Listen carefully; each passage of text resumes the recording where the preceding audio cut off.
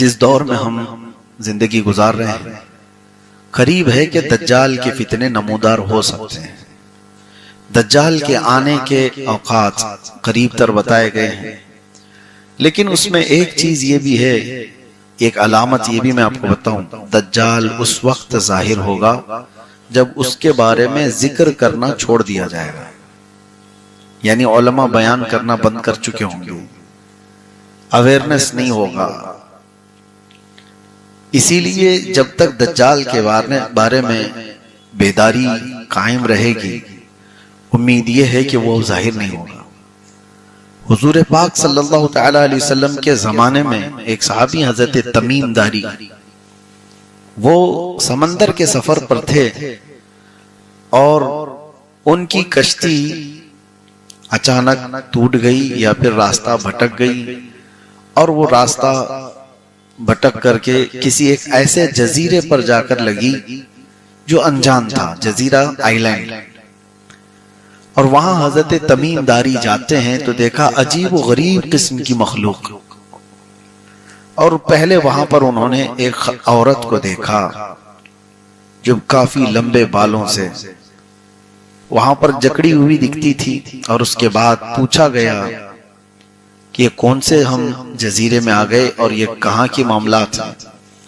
तो फिर हजरत तमीम दारी को ले जाया गया अंदर एक जगह पर, एक शख्स के सामने को बड़ी भयानक शक्ल का वहां मौजूद था। तो उसने हजरत तमीम दारी को पूछना शुरू किया कि तुम कहां से आए? अरब से आए। फिर हजरत तमीम दारी ने कहा मैं अरब से आया हूं, आखिरी रसूल आ चुके मोहम्मद सल्लल्लाहु तआला अलैहि वसल्लम। हजरत तमीम दारी ने कहा हाँ मैं उनका गुलाम हूं। फिर उस शख्स ने निशानियां पूछी, वो कौन था? वो दज्जाल था जो एक जजीरे में कैद है। हजरत तमीम दारी से उसने और भी कुछ निशानियां पूछी। ये तवील हदीस है, लंबी हदीस है, मैं आपको शॉर्ट में बता रहा हूं। कहा कि दरियाए तबरी का क्या हाल है, फलां का क्या हाल है, फलां चीज क्या किस कैफियत में है। तो आपने जब बताया हजरत तमीम दारी ने ये फलां कैफियत में है, ये फलां हालत में है, तो उसने कहा बस अभी और थोड़ा वक्त बाकी है मेरे आने को। फिर आप उस जजीरे से सही सलामत वापस अरब आ गए और रसूल पाक सल्लल्लाहु अलैहि वसल्लम की बारगाह में उन्होंने ये अपना वाकया पूरा सुनाया। तो अल्लाह के रसूल सल्लल्लाहु तआला अलैहि वसल्लम ने फरमाया वो दज्जाल है जिसको अल्लाह ने कैद कर रखा है, अनकरीब उसको छोड़ दिया जाएगा, वो जंजीरों से आजाद होकर आएगा और पूरी रूए जमीन पर फितना मचाएगा। वो दिन करीब आ गए।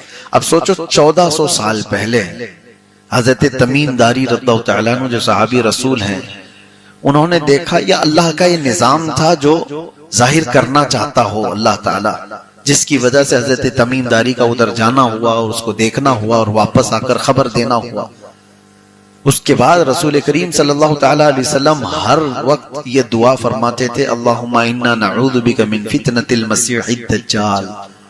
ऐ अल्लाह हम तुझसे तेरी पनाह मांगते हैं, ऐ अल्लाह हम तेरी पनाह मांगते हैं मसीह दज्जाल के फितने से।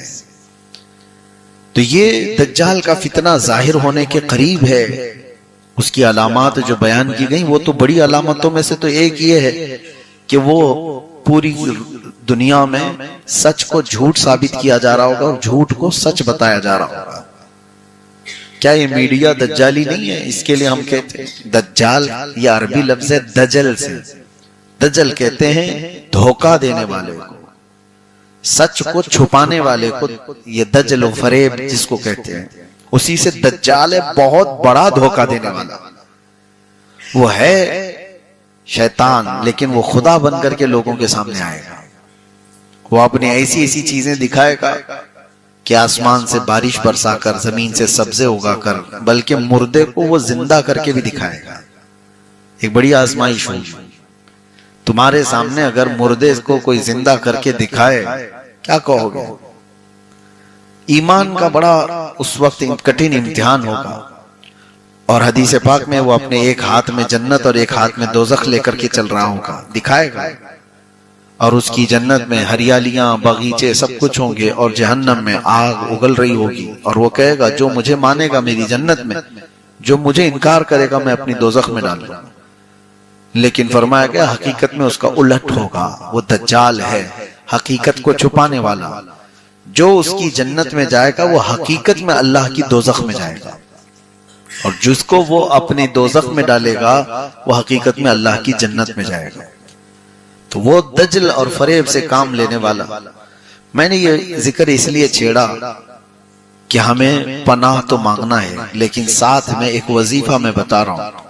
अल्लाह के रसूल सल्लल्लाहु तआला अलैहि वसल्लम ने इरशाद फरमाया, जो रोजाना सूरह कहफ की शुरू की 10 आयतें तिलावत करेगा, अल्लाह उसे दज्जाल के फितने से महफूज फरमाएगा। याद तो करना होगा, हर मुसलमान को चाहिए। 15वें पारे में सूरह कहफ है, अल्हम्दुलिल्लाहिल्लज़ी अंज़ला अला अब्दिहिल किताब व लम यजअल लहू इवजा। यहां से वो पूरा सफा खत्म हो जाता है, 10 आयतें। ये अगर याद हो तो फरमाया गया दज्जाल के फितने से अल्लाह उसको महफूज रखेगा। बाकी आपको मैं बताऊं, एक ही दौरे में वो ईरान से होकर गुजरेगा। अभी ईरान का बड़ा जिक्र चल रहा है, और हदीस पाक में फरमाएगा इस्फहान, ईरान में एक इलाका है इस्फहान, उसको अस्फहान भी कहते हैं, इस्फहान भी कहते हैं। अस्फहान एक मशहूर इलाके का नाम है। आपने अपने मुंबई के जय्यद वली कामिल हजरत बहाउद्दीन शाह बाबा के नाम सुने होंगे, वो भी अस्फहानी है। बहाउद्दीन शाह अस्फहानी सुना होगा आपने। अस्फहान ईरान का एक शहर है। रसूल पाक सल्लल्लाहु तआला अलैहि वसल्लम फरमाते हैं सिर्फ वहां से, अस्फहान से 70,000 यहूदी उसकी जमात में शामिल होंगे। 70,000 के करीब लोग उसकी जमात में शामिल होंगे। अब इस हदीस पाक के रोशनी में देखा जाए तो इस्फहान में यहूदी कब होंगे, कैसे होंगे, अब अल्लाह बेहतर जाने, लेकिन इसका जिक्र है तो होंगे। और दज्जाल आएगा तो एक बड़ी जमात।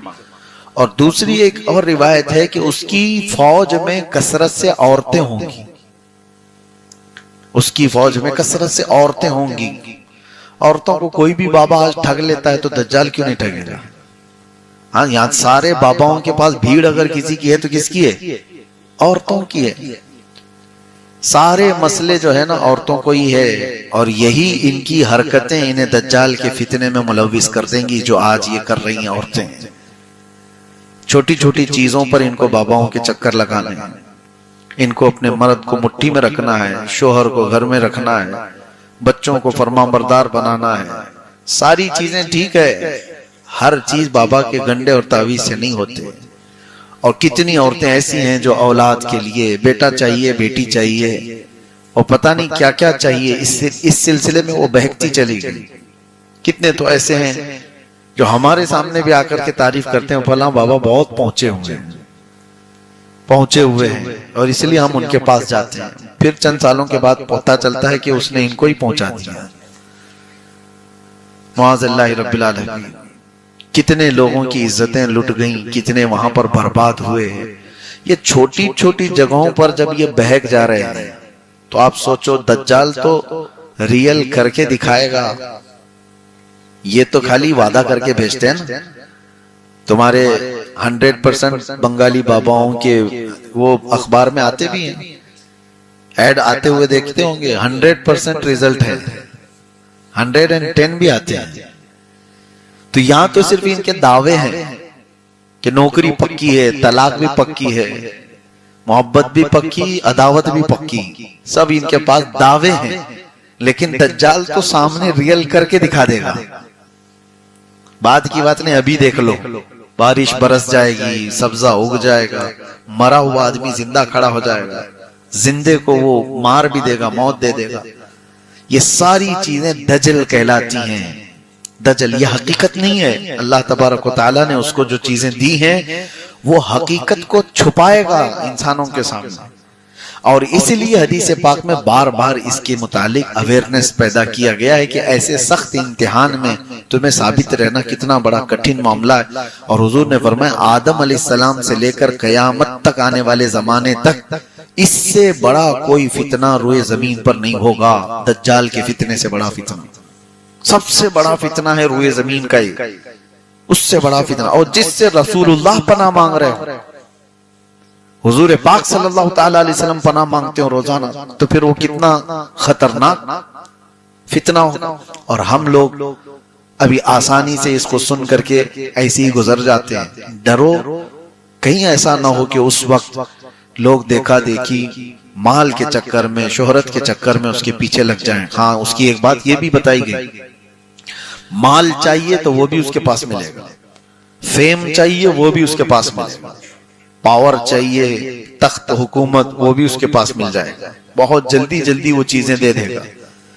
तो इन तमाम चीजों के जो भिखारी हैं वो बहुत जल्दी चले जाएंगे, पैसे के, पावर के, शोहरत के। ये ख्वाहिशात जिसकी हैं वो दज्जाल की फौज में ऑटोमेटिक शामिल हो जाएंगे। और जिनको आखिरत का डर होगा वो बचे रहेंगे, अल्लाह तबारक व तआला का खौफ होगा, वो बचे रहेंगे। बाकी यहां तो हजारों को आप देखते हैं, हम कोई थोड़े से भी पैसे बांट रहा हो तो उसके यहां तो भीड़ लगी जाती है। कोई अगर पावर देने की बात करे तो उसके पास आगे पीछे तो घूमने वालों की कतार लगी जाती है। तो दज्जाल के साथ जब ये सारे ऑफर मिल रहे हो तो कितने लोग जा रहे होंगे। अल्लाह हमारी हिफाजत फरमाए। सूरह कहफ के मुतालिक इसलिए मैंने कहा, इसमें अल्लाह ताला ने कुछ ऐसे नौजवानों का जिक्र फरमाया है जो अपना ईमान बचाकर बादशाह से निकल गए थे। वो कितने थे, 7 थे या 8 थे, अल्लाह को उनकी तादाद बेहतर मालूम, कितनी है वो अल्लाह बेहतर जानता है। एक बात यह है, सूरह कहफ कब उतरी वो भी मैं बता दूं। यहूदी आए थे 3 सवालात लेकर के हुजूर सल्लल्लाहु अलैहि वसल्लम के पास। बहुत तवज्जो से सुनिए इस चीज को। 3 सवालात लेकर के आए थे और उस वक्त रसूल करीम सल्लल्लाहु ताला अलैहि वसल्लम से उन्होंने ये पूछा था। उसमें से एक सवाल ये था, असहाबे कहफ कितने थे, असहाबे कहफ कितने थे। तो हुजूर सल्लल्लाहु ताला अलैहि वसल्लम ने क्या फरमाया, कल आओ मैं बताता हूं। क्या फरमाया, कल आओ मैं बताता हूं। वो चले गए, कल आए, हुजूर सल्लल्लाहु ताला अलैहि वसल्लम वही के इंतजार में थे कि अल्लाह ताला कुछ वही नाजिल फरमाएगा, मैं जवाब दूंगा। वही आई नहीं। दूसरे दिन वो आए तो हुजूर ने फिर उनको भेज दिया, कुरान की वही आई नहीं, तुम जाओ फिर मैं कल बताऊंगा। यहां तक के 15 दिन गुजर गए, जिब्राइल अमीन कोई वही लेकर नहीं आए। रसूल पाक सल्लल्लाहु ताला अलैहि वसल्लम गमगीन हो गए कि मुझसे कोई ऐसी चीज हो गई कि अल्लाह नाराज है। वही का सिलसिला रुक गया। अब सुनो, उसके 15 दिन के बाद आई वही, लेकिन ये पूरी सूरह कहफ, और उसमें एक आयत अल्लाह ने बयान फरमाई, ये अपने नबी को तालीम देते हुए हम सब के लिए भी। अल्लाह फरमाता, वला तक़ूलन्ना लिशैइन इन्नी फ़ाइलुन ज़ालिका गदा इल्ला यशा अल्लाह। ऐ रसूल, हरगिज हरगिज ये मत कहना कि कल मैं ये करने वाला हूं, हरगिज मत कहना। हुजूर ने क्या फरमाया था यहूदियों से, कल आना बताऊंगा। अल्लाह फरमाता, हरगिज ये मत कहना कि कल आना या कल मैं ये करने वाला हूं, बल्कि जब भी कल की बात आए तो कहना इंशाअल्लाह। ये अल्लाह ने तालीम फरमाई, इल्ला इंशाअल्लाह, हाँ मगर अल्लाह चाहे तो ये हमारी जिंदगी का भी मामूल हो। अब हम इंशाअल्लाह कहते हैं तो लोग कहते हैं पक्का बोलो ना। इंशाअल्लाह का मतलब क्या है? आपको ऐसा लगता है शक है तो बोलता है आदमी? नहीं मेरे अजीजों, जो यकीन की बात हो उसको भी इंशाअल्लाह कहा जाए। आपको अगर किसी ने बुलाया दावत में, आपको क्या कहना है? हाँ मैं इंशाअल्लाह आऊंगा। तो सामने वाले को ऐसा क्यों फील हो रहा है कि ये इंशाअल्लाह बोल रहा है, टालने वाला तो नहीं? ऐसा नहीं है, ये माहौल, ये मेंटेलिटी बनी हुई। बल्कि यकीन वाला जो तुम्हारा मामला होगा उसके लिए भी आप इंशाअल्लाह का ही इस्तेमाल करें। ऐसा होता था हमारे साथ। हम जब मिस्र गए थे शुरू में, हमारे हॉस्टल से जो कॉलेज जाने की बस होती थी, 80 नंबर की बस होती थी, वो जाती थी। शुरू में जब जाके खड़े हुए हमको मालूम नहीं था, तो हम ड्राइवर से पूछते कि मदीना नस्र जाएगी ये, यानी हमारे कॉलेज जहां पर है। ड्राइवर कहता इंशाअल्लाह। तो हम मुंह देखते खड़े हो जाते कि ये जाएगा भी कि नहीं जाएगा, इंशाअल्लाह क्यों कह रहा है। तो ये यहाँ का मिजाज बना हुआ था। और वहां अरबों का हाल ये है कि यकीन वाली चीज भी, उसको जाना ही है वहां पर, वहीं जाने की बस है वो, उसके बावजूद भी वो कहता है इंशाअल्लाह बिइज़्निल्लाह। ये मुसलमानों की आदात में से है, सिफात में से है। हमारे वालिद फरमाया करते थे इंशाअल्लाह कहने के सिलसिले में। एक आदमी घोड़ा खरीदने जा रहा था और 50,000 रुपए लेकर के निकला था। इमाम साहब के पास आया, कहा कि हुजूर आज एक बेहतरीन घोड़ा खरीदने जा रहा हूं।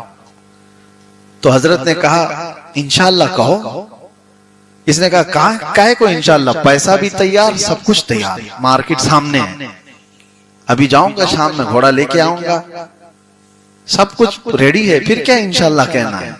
तो हजरत ने समझाया, लेकिन वो तुर्रम खां था, गया।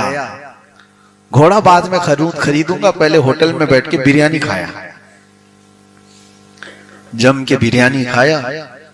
और उसके बाद जब बिरयानी मुकम्मल हुई तो पता चला किसी ने जेब काट लिया, पूरे पैसों की पर्स ही मार लिया कोई। उसके बाद फिर उसकी हालत खराब हो गई। वहां तो होटल में पैसे देने को नहीं थे, तो होटल वालों ने प्लेट धुलवाए, टेबल साफ करवाए, सब कुछ करवाए। शाम में वो आया इमाम साहब के पास, मगरिब में पहुंचा। हजरत ने पूछा घोड़ा कहाँ है। तो उसने कहा कि हजरत घोड़ा बाद में, इंशाअल्लाह मैं होटल गया था, इंशाअल्लाह बिरयानी खाया, इंशाअल्लाह पैसे चोरी हो गए, इंशाअल्लाह टेबल साफ किया, इंशाअल्लाह प्लेट धोया, और इंशाअल्लाह अभी आ गया। अब जिंदगी भर इंशाअल्लाह। तो ये आपको इसलिए मैं अर्ज कर रहा हूं कि तुम्हारे साथ कोई हादसा हो जाए उसके बाद सीखोगे नहीं, बल्कि इंशाअल्लाह में वो ताकत है। हजरत सुलेमान अलैहिस्सलाम के मुतालिक फरमाया, उन्होंने एक बार ये कहा था, उनकी 100 बीवियां थी, कहा था आज की रात में सारी बीवियों के पास जाऊंगा और हर एक से एक एक मुजाहिद पैदा करूंगा। वो नबी थे, नबी की कुव्वत और ताकत 100 मर्दों से ज्यादा हो। उन्होंने कहा, लेकिन इत्तेफाक ऐसा हुआ कि आप सारी बीवियों के पास गए भी, मुलाकात भी हुई, किसी भी बीवी को हमल नहीं ठहरा सिवाय एक के। 99 बीवियों को नहीं और एक को, और उससे भी ये पता चलता है कि निहायत ही कमजोर बच्चा पैदा हो। और फिर रब तबारक व तआला की तरफ से तलकीन तालीम करते हुए सुलेमान अलैहिस्सलाम को कहा गया कि अगर तुम जाने से पहले इंशाअल्लाह कहे होते, हर बीवी से तुम्हारे मुजाहिद ही पैदा होता। नबियों के लिए तालीम है तो फिर आम लोगों के लिए क्या है। तो सूरह कहफ जो उतरी वो भी इसी बात पर आई थी। बहरहाल अल्लाह तबारक व तआला ने उसमें 7 नौजवानों का जिक्र किया, या 8, जितने भी थे वो 7 थे या 8 थे, अल्लाह को उनकी तादाद बेहतर मालूम। और वो ऐसे लोग थे जिन्होंने अपना ईमान बचाया था उस बादशाह से, जो बादशाह उस वक्त बुत परस्ती में था, कुफ्र और शिर्क में मुब्तला था। और ये वो लोग थे जो दीन ईसा पर थे, ईसा अलैहिस्सलाम के सच्चे दीन पर कायम थे। और एक गार में जाकर के सोए तो अल्लाह ने उनको 300 साल तक की नींद दे दी। 300 साल के बाद उठे। उसका जिक्र सूरह कहफ में है कि वो कैसे सो रहे थे। वहां पर सूरह वो जो गार था उसमें कैसे सोते थे। कुरान में अल्लाह फरमाते हैं, तरशम्स इज़ा तलअत तज़ावरु अन कहफिहिम ज़ातल यमीन व इज़ा गरबत तक़रिदुहुम ज़ातश शिमाल। तुम देखोगे सूरज जब पूरब से निकलकर पश्चिम की तरफ जाता है तो उनके गार के बिल्कुल ऊपर से नहीं जाता, कभी इधर हो जाता है और कभी इधर हो जाता है, ताकि तेज धूप की लौ उनके जिस्मों पर ना पड़े। 300 साल तक सूरज की गर्म तपिश से भी अल्लाह उनकी हिफाजत फरमाए। वो असहाबे कहफ थे। ईमान बचाने की जिन्हें फिक्र थी, अल्लाह ताला ने उनको 300 साल तक बचा रखा। ठंडियां, गर्मियां और दूसरे मौसमों के थपेड़ों से अल्लाह ने उनकी हिफाजत की। 300 साल के बाद वो उठे भी और उसके बाद अच्छा उनके साथ एक कुत्ता भी था, वो भी साथ सो रहा था, कितमीर, जिसका जिक्र कुरान पाक में आया। फिर वो लोग जब उठे तो जिस जमाने में उठे थे उस वक्त तो बादशाह ईमान वाला था। पहले जो बादशाह था वो दकियानूस और बाद में जो बादशाह था वो बेदरूस। इसने दुआ भी की थी अल्लाह की बारगाह में कि अल्लाह मेरी रियाया आखिरत का इनकार कर रही है, तो ऐसी कोई निशानी बता दे ताकि लोगों के आखिरत पर यकीन बढ़ जाए। बादशाह की दुआ कबूल हुई और असहाबे कहफ को 300 साल बाद अल्लाह ने दोबारा उठाया और उनके उठाए जाने का और फिर ये सब तज़किरा मशहूर हो गया। तो बादशाह और उनकी सारी रियाया ने आखिरत पर यकीन का ऐसा पुख्ता यकीन किया। फिर असहाबे कहफ को दोबारा उसी गार में सोने का हुक्म हुआ या वो सो गए तो अल्लाह ने फिर से उनको नींद गहरी दे दी। आज तक वो सो रहे असहाबे कहफ। और अल्लाह तबारक व तआला फरमाता है कि तुम उन्हें देख नहीं सकोगे। अल्लाह तबारक व तआला फरमाता है कि तुम उन्हें देख नहीं सकोगे। लवित्तलअत अलैहिम लवल्लैत मिनहुम फिरारा, अगर तुम में से कोई उन्हें देख लेगा तो पीठ फेर कर भाग जाएगा। उनका रौब अल्लाह ने कहफ में रखा है, गार में। और एक रिवायत ये भी है कि बादशाह ने सोने के ताबूत बनाए और उसमें उनके जिस्मों को रखा गया। लेकिन 2 ही दिन के बाद वो ख्वाब में आए, बादशाह से कहा कि हमें इस सोने के ताबूत से हटाओ, जिस जमीन पर हम सोए थे उसी पर हमें सुलाओ। फिर वो सोने के ताबूत अलग कर दिए गए और फिर वहां पर जिस जमीन पर वो थे उसी जमीन पर उन्हें रख दिया गया और फिर गार को बाहर से बंद कर दिया गया। लेकिन कुरान में एक जिक्र ये भी मिलता है कि जिस दिन वो अंदर गए और सोए उस दिन की तारीख रकम कर ली गई और हर साल उस तारीख पर बादशाह और सारी रियाया वहां जमा होते और वहां इबादत करते। यही तो औलिया कामिलीन के वफात के दिन सुन्नी भी किया करते हैं। कुरान पाक से कि जो बुजुर्गान दीन के इंतकाल का या फिर उनकी दुनिया से जाने का दिन है, उसके लिए बादशाह वक्त ने और उनकी रियाया ने मिलकर के वहां पर लनत्तखिदन्न अलैहिम मस्जिदा, उसमें जिक्र है कुरान पाक में। अल्लाह ताला ने फरमाया, बहरहाल ये जिक्र मैंने इसलिए किया है कि ऐसे नौजवान जब अपने ईमान की हिफाजत की फिक्र करने लग जाएं तो अल्लाह ताला फरमाता है इन्नहुम फितियतुन आमनु बिरब्बिहिम वज़िदनाहुम हुदा। ये कुछ नौजवान थे जो अपने रब पर ईमान लाए तो हमने उनकी हिदायत ज्यादा कर दी। आज भी जो नौजवान जवानी की हालत में ईमान की फिक्र करता है, अल्लाह उसकी हिदायत को इजाफा कर देता है, उसकी हिदायत के रास्ते और खोल देता है। एक बार नौजवान कोई फिक्र तो करे कि अल्लाह मेरा ईमान बचा दे, अल्लाह मेरा ईमान महफूज कर दे। सीरियसली, ये तो जुबानी नहीं कह रहा हूं, सीरियसली अगर किसी को फिक्र हो तो रब तबारक व तआला उसकी हिदायत के रास्ते और खोल देता है।